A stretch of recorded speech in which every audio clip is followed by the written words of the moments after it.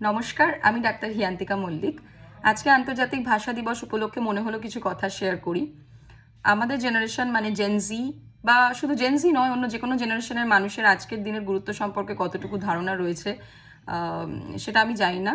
শুধু এটুকুই বলতে চাই যে আজকের দিনটা শুধুমাত্র বাংলা ভাষা উদযাপনের দিন নয়, আজকের দিনটি একটি দুঃখের দিনও বটে।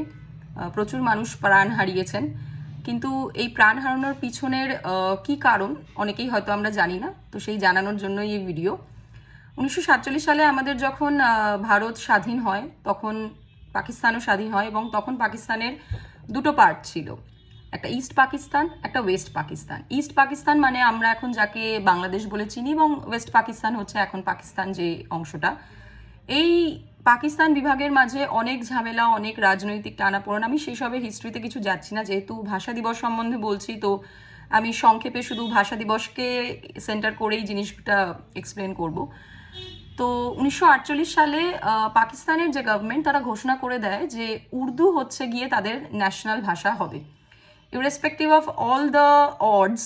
এবং এত ভাষাভাষীর মানুষ থাকা সত্ত্বেও তারা সিলেক্ট করে যে উর্দু ভাষাই হচ্ছে গিয়ে তাদের ন্যাশনাল ল্যাঙ্গুয়েজ, এবং সেই উর্দু ভাষাতেই লিখতে হবে, পড়তে হবে, সব বই ছাপা হবে, এবং অন্য কোনো ভাষা সেরকম গুরুত্ব রাখা হয়নি।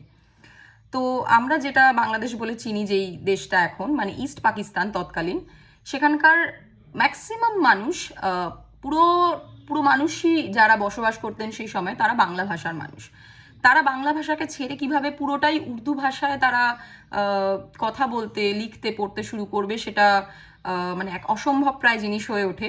এবং প্রথম যিনি এর বিরুদ্ধে প্রতিবাদ করেছিলেন বলে অফিসিয়ালি যে তথ্য পাওয়া যায়, ধীরেন্দ্রনাথ দত্ত, তার নেতৃত্বেই প্রতিবাদ শুরু হয়। এবং মূলত বলা যায় এটা ছাত্র আন্দোলনই ছিল, এবং তার সঙ্গে যোগদান করেছিলেন বহু মানুষ। ঢাকা বিশ্ববিদ্যালয়ের তৎকালীন ছাত্ররা অ্যাক্টিভ পার্টিসিপেট করেছিলেন এই আন্দোলনের ক্ষেত্রে। এবং এই 21শে ফেব্রুয়ারির দিনটিতে তারা একটি র্যালি বার করেন, যেই র্যালির উপরে পুলিশ অত্যাচার চালায়, বন্দুকের গুলিতে প্রচুর ছাত্রের মৃত্যু হয়। তাই জন্যে পরবর্তীতে বাংলাদেশের যে মানুষজন যারা প্রবাসী হিসেবে থাকতেন কানাডা বিভিন্ন অঞ্চলে, তারা বাংলাদেশ গভর্নমেন্টকে চিঠি লেখেন এবং জানান যে এই 21শে ফেব্রুয়ারির একটা গুরুত্ব থাকা উচিত পুরো বিশ্বের দরবারে। তো সেই হিসেবে বাংলাদেশ পার্লামেন্টে এই ব্যাপারটা ওঠে, এবং সবাই সেটাতে সামিল হয়, এবং একমত হয়ে ইউনেস্কোকে জানানো হয় বিষয়টা, এবং ঘটনার গুরুত্বটা জানানো হয়। তারা ঘটনার গুরুত্ব বুঝে এই দিনটিকে ইন্টারন্যাশনাল ল্যাঙ্গুয়েজ ডে হিসেবে, মাদার ল্যাঙ্গুয়েজ ডে হিসেবে ঘোষণা করেন 1999 সালে।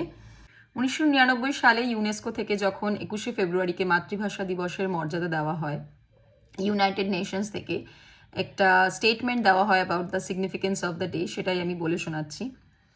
Languages are the most powerful instruments of preserving and developing our tangible and intangible heritage.